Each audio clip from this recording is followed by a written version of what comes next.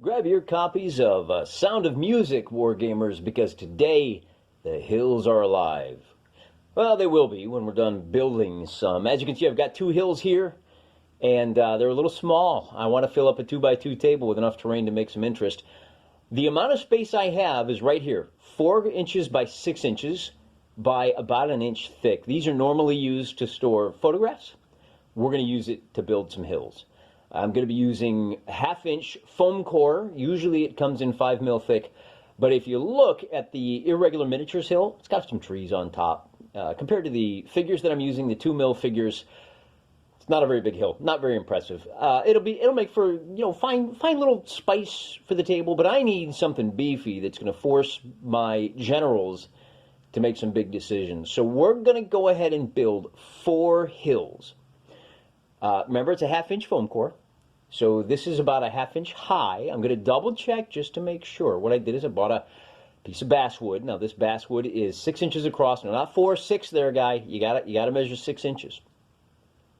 It's 4 inches across. It's a total of 24 inches long. And I'm going to measure it off. I'm going to score it, and I'm going to cut 4 pieces. So my 4 hills are each going to be on bases about 4 inches by 6 inches. Now they're not going to be squares, of course. These aren't buildings. These are natural features. So we'll trim it up a little bit later. The first thing we want to do, though, is that basswood is going to provide a nice, solid base. And then I trim the butt ends. So those are machined with a 90-degree angle. And rather than do 4 round hills, I'm going to do 2 round hills, and I'm going to do 2 quarter hills that, see, I can align these up on the edge of the table, and I got a ridge. Or I can have a nice little ridge sticking out.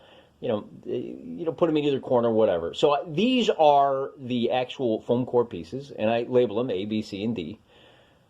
The corner pieces are important to use because we want these guys to have perfectly straight lines and a perfect 90-degree angle in the corner. I marked those. The glue that I'm going to use to affix, we don't need that label, get out of here, you. The glue I'm going to use to fix these bases to the foam core, and I'm leaving the bottom intact, make it a little more rigid. That is wood glue. The advantage of using a wood glue instead of craft glue is that the basswood will not warp. The wood glue is made to prevent warping to the extent possible. I'm kind of slapping it on there, kind of smushing it around a little bit. Really probably should have got the edges a little bit better. You'll see later on in the video that the edges started to peel a little bit, and I had to jam something in there. Once I've got my 4x6s together, I'm going to grab a book, just a book at random, Neon Harvest by John Mollison. Man, that looks really good, particularly if you like a retro cyberpunk kind of neo-noir novel. That's available on Amazon. I'm going to go ahead, just in case you have a hankering for some science fiction, some hard-hitting neo-noir. We're going to weight that down, but I'll put the link in the description. And after we let that dry for about a half an hour, go spend some time with the kids. It's time to get to trimming and use a nice sharp knife as usual. Straight line cuts are your friend here. Now that blade is very sharp and it will go around corners, but when you're cutting the wood, it has a tendency to split, has a tendency to slip. So I'm going to go ahead and use math to my advantage, and instead of just trying to go around a corner and botching it, I'm going to cut a whole lot of what do you call that? The transects that just kiss the curved line? Tangents. I'm just going to cut a bunch of tangents. Just going to leave some pointy corners there. That's okay. We can fix it. As always, do as I say, not as I do. From a safety perspective, cut away from yourself. Particularly try to keep your thumbs out of the way. I'm not so great at doing that, but you're special. So now here's what we're going to do. We still got those little sharp corners. The next step we're going to do, see that little divot there? We'll take care of that later. I've marked out my 90 degrees. Make sure I got it right. Okay, now, see, yeah, there's that gap I was telling you about earlier. We're going to have to glue that. Come in at a slight angle. Not too sharp. I mean, you can go real sharp and leave this with a definite step in place. I've seen those. They look fine. It's your thing. Build your own table. I like a little bit more of slope to mine. Not completely walkable, but give it a little more naturalistic feel. And the great part about this foam core is that you can work it. Cut small.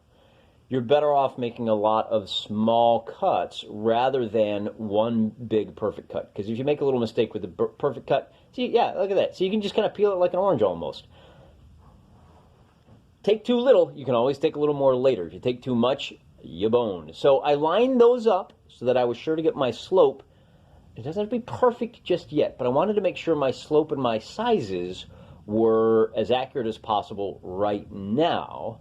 And we'll go back and trim that up and even it up a little bit more later. So you can cut through, it's a little easier sometimes to cut through the wood first. Establish your line by cutting the wood, and then you go through and finish the cut with the foam core underneath. Again, we're working tangents. We're going to leave some points. We'll deal with those. Be patient. Be patient. And just like we did on the one side, we're going to do on the other. Double check. Okay, good. They line up good. I'm tending to move these days away. Old Mr. Wargaming is less of a visual appeal as everything. But there's no reason not to take the extra minute or two to make a set like this as pretty as possible. And so we line it up, double check, there you go. That looks pretty good. And once you get those two, kind of the ends of your hills done, you can go through and do the center part where you get your slope exactly the way you want it. And I've kind of gone through, and now we're going to clean up that slope a little more, but I'm not quite done just yet. Not yet. Now we're going to go through and we're going to trim off those little nubs, those little tight bits. Check both sides. You're going on to piece number 2, and again, cut away from yourself, you maniac. What are you gonna do? You're gonna, yeah. You know, let's try. It's a little bit. There's enough blood, sweat, and tears in the world. You know, put your sweat equity into this, not your blood equity. Trim that down. Trim that down. Looking pretty good. You still see that gap there, and the nice thing about these long, slow blades, go easy. Don't wear gloves if you have to. Safety first. Once we get that done, see, now we can start trimming off some of those pointy bits, curve it up a little bit more. And hey, we're looking really good. We got our fit in place, and now it's just going to be time to start shaping, trimming off a little bit more, and trying to get those slopes just so. Still cutting towards our thumb, still checking our sides. You can trim off a little bit more there, Mr. Hands. And yeah, now even the slope is looking pretty even. We got to do something about that, though. These are going to fall apart after regular use. So we're just going to stick the bottle right in there and use our finger to run a bead of glue right down in there and really seal that up. We'll do a nice slow dissolve there to save ourselves a little bit of time. All the way around, and make sure you really get it in there. I also put glue around the outside, that foam. Now, I'm not going to spray paint this. If you spray paint it with the wrong kind of paint, you can melt the styrofoam. I'm going to be using acrylic craft paint on all of these, but it never hurts to get that little bit of extra protection. And then, hey, look at that. Fits really good. Let's try the second one. Oh, I forgot. The half inch, the base, the basswood, we're going to double check. Yeah, it's a little more than a half an inch now because of the basswood. These hills are going to be too tall. That's okay. That's okay. We anticipated that might be an issue, and when we add our texturing, it's actually going to make them even taller. So we'll have to do something about that. But for the meantime, let's go ahead and finish carving up these round hills. Exact same process, a little bit easier than the corner hills because we don't have to worry about two sides and matching up our slopes. One thing, while we watch Mr. Hands do his work there, one thing that I'll talk about is, I'm really trying hard to spend less money on Wargaming this year. Trying to practice what I preach. And here at the Joy of Wargaming, we preach saving your money and not engaging in the kind of consumer pursuit of constantly trying to keep up with the Joneses and trying to constantly keep up with a heavy release schedule of multiple manufacturers and buying games and trying new games and every month and once a year, and we always got to get the army, got to do the collect. I mean, we're going to collect things, but we're going to do it on our own schedule. We're going to do it on our own scale, and we really don't need, we don't owe anyone a living. If you want to support individual manufacturers, that's good, particularly the smaller manufacturers, but any corporate entity, they got enough of our money as it is right now. So the point is the foam core that I purchased cost all of $7, and the little piece of basswood cost $3. Everything else I'm using here I already had. So for $10, I'm going to get 4 hills, total 4x6, 24 square inches. I'm getting almost a full square foot of hills for $10. The entire project for construction, anyway, here we go. See, we're just trimming those slopes. The entire project took me about an hour, add another half an hour to waiting for the glue dry. In an evening, I got these 4 hills done. And I still have a lot of the half-inch foam core left over. I don't know what I'm going to do with it yet. I'll hang on to it for a while. Hopefully I don't throw it away. But that's, $10 a month. Man, that's going to be, if I can maintain that. No, to be honest, I'm cheating a little bit here. I have some fairly sizable purchases, some books coming up that are going to be showing up later on in the year. I bought those last year. Does that count as not buying stuff this year? I don't know. Maybe it's a little bit of a cheat to kind of backload, but that wasn't my intention. So we're looking pretty good. We got ourselves a nice little mesa there. And we still have the problem, though. We double check. It doesn't quite fit. We're going to have to smorsh it down. So little reset. We're going to clean up. We're going to start over. We're going to try something new. I'm going to give this hill a little haircut. And again, get your thumb out of the way. You made it. I'll show you how you do this. The long blades are great because you can slide them in there and really get in a good 2, 3, well, at least 1.5 inches, right? Peel as you go, peel as you go. It's not going to be a very clean cut. You can kind of see how I still have to shave it a little bit. Going around the edge there, smooth it, rounding out the edge so we don't have an angular edge between the slope and the top. Trim it a little bit. It bends so you can kind of get in there.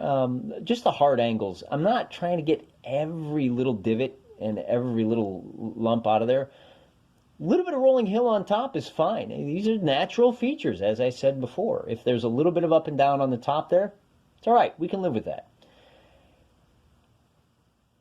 After a little bit of shaping, there you go. See how much smaller that is? Okay, we could probably cram that in there right now, but now we got an issue that those 2 hills don't match. One of them has a roof straight top to the hill. The other one has a nice natural rolling quality to it. Well, consistency is the watchword here. That if you make a conscious effort to make everything match, you can get away with a lot more than if you don't. So we put those 2 in there, and just by shaving off that 1/8 of an inch on each one, that buys us a 1/4 inch. And oh, hey, look, here's how you cut this. Put your palm flat on top of the hill. Run it, not like that. No. Okay, we're not going to cut the top of that yet. Remember that divot we talked about? It's going bye-bye. Put your palm on top. There's your safe way. That's how you do that. And you're just running the blade along the paper that the foam is sandwiched between. Peel that off. We got a little bit of top, so we'll just kind of shape it a little bit more. But now we need to think about that seam between the 2 hills. We want to make sure that matches up, that there aren't any steps. We'll adjust the lighting on this a little bit. And you can see we just go right across the edge there. And now when we put those down on the table, oh, we did a pretty good job actually right off the bat. But again, we got to go back to the corners there on the slopes. We got to make sure those fit together. That's a little bit sharp, so we'll put it down and we'll just treat it like one big hill. And now, once we are done texturing and painting, we don't have to worry about that. Those are going to line up really well. Again, maybe not perfect. Maybe it's a bit of a stream draw or a wash or something like that. But it's close enough for wargaming work. We'll put them in there and test them out. And because of the rolling nature, we got to twist that one around so that it actually fits in good. But they don't roll around, which is great because that means they'll fit in there a little bit more secure. We'll go back to what you just saw there. I'm going to be applying my glue with a toothbrush, an old toothbrush, and that's the package that the new toothbrush came in. Works great. I started with, it's about a 1 to 2, 1 bit of wood glue to 2 parts water. It was a little too runny, so I poured off some extra. Still a little too runny, add a little bit more glue. I poured off the water, and it still was runny, so I added a little more glue. Getting a much better idea of the shape of this hill. You can see there's still some ridges and some clear lines in there. You don't have to worry about it, because once we glue this entire thing and dump our sand on top, that sand has a texture all of its own, and most of those little divots, if they're less than about 1/8 of an inch in size, oh, we missed a piece.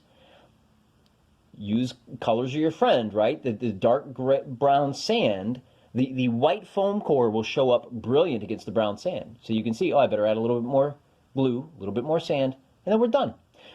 Don't bang it too heavy. Here's Mr. Hill number 2. Don't bang it too heavy, right? The sand is going to sit loose.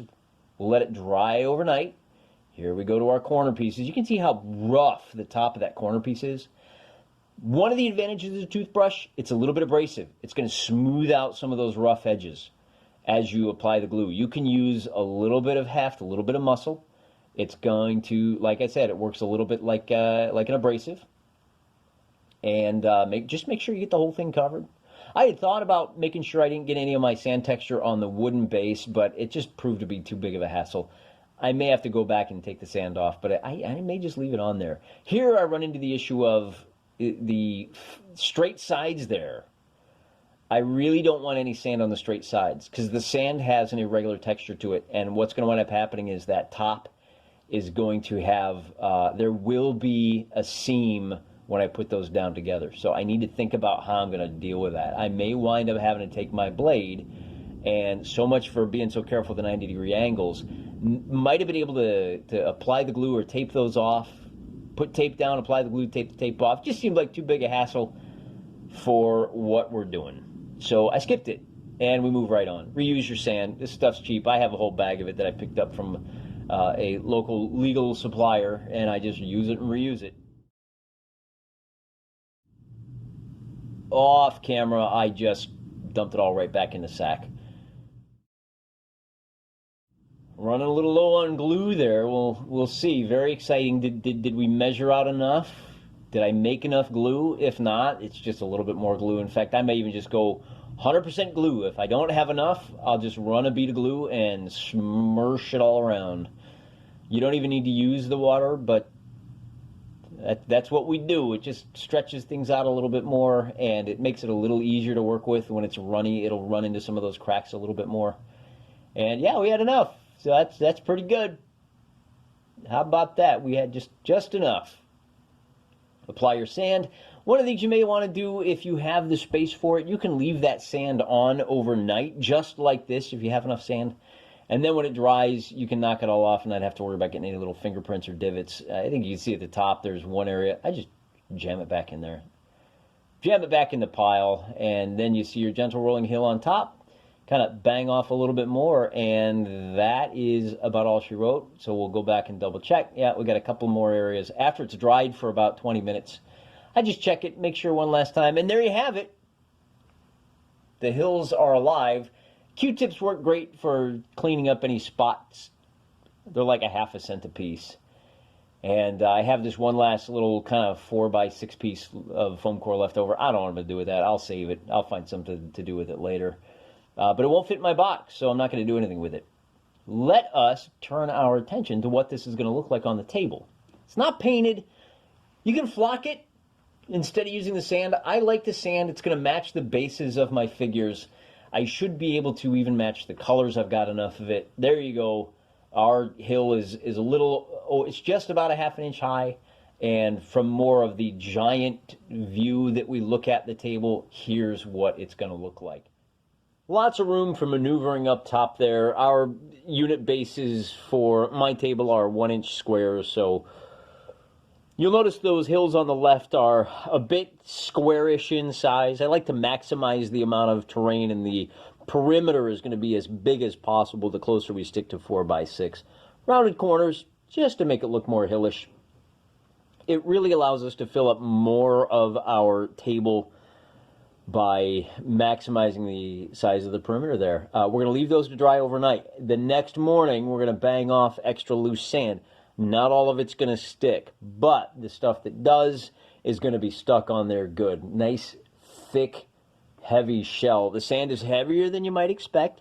It's going to add some heft so these things don't blow away in the breeze. It's also going to be a nice M&M style candy shell so that these will last a good fair number of years. Like I said, about an hour and a half start to finish on the construction of this. That includes cleanup time. Great way to kill an evening, stay out of trouble, disappear down into your hobby hole, and have a good time with some friends. Regular acrylic paint, what we'll do is we'll wait, we'll come back, and in another episode sometime in the future, we'll sit down and we'll do a little painting alone together, and we'll go through the steps of painting these big broad canvases. Until we get there, I want to thank you guys all for coming along with me and hanging out with me tonight. And as always, the world is a dangerous and troublesome place, but you got at least one prayer warrior who's got your back. Shield up, sword out. St. Michael, pray for us, and I will be praying for you.